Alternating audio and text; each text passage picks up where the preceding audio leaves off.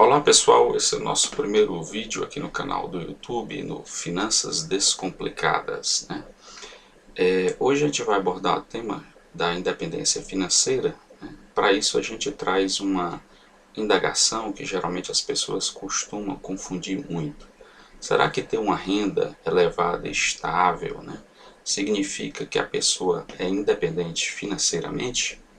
Para responder essa pergunta, né, nós elaboramos essa videoaula, vamos contemplar uma introdução, vamos abordar a questão de ativos e passivos contábeis, vamos abordar também os ativos e passivos sob a ótica das finanças pessoais, vamos trazer a distinção entre renda ativa e renda passiva, né, para aí se chegar ao conceito de independência financeira e tirarmos as nossas conclusões em resposta à indagação inicial. Então é isso, vamos lá.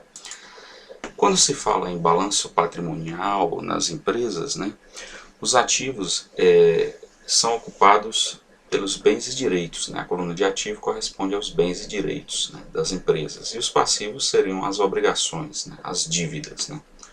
Transportando esse conceito de balanço para as finanças pessoais, nós temos uma pequena diferença, uma diferença interessante, que trata da questão dos bens, que os bens, conforme o caso, eles podem ocupar tanto a coluna de ativos e coluna de passivos, né? Como vimos no balanço das empresas, os bens eles ocupam exclusivamente a coluna de ativos. Por que essa distinção?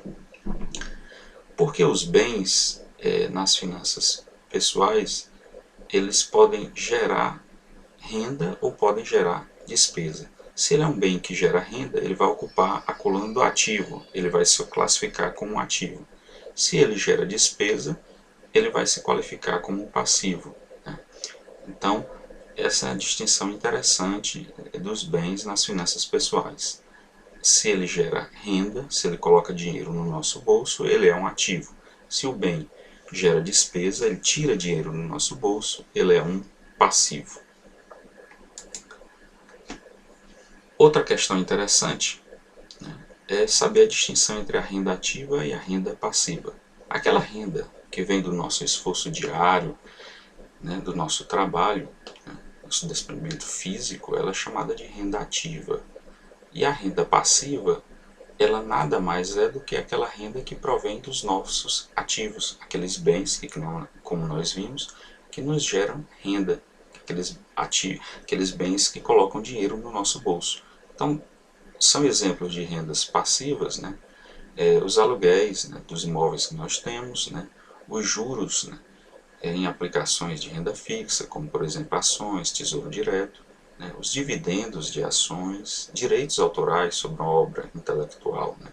Você escreve um livro, publica esse livro e a partir dali passa a receber direitos, né, sobre aquela publicação. Então, isso é uma forma de renda passiva, né?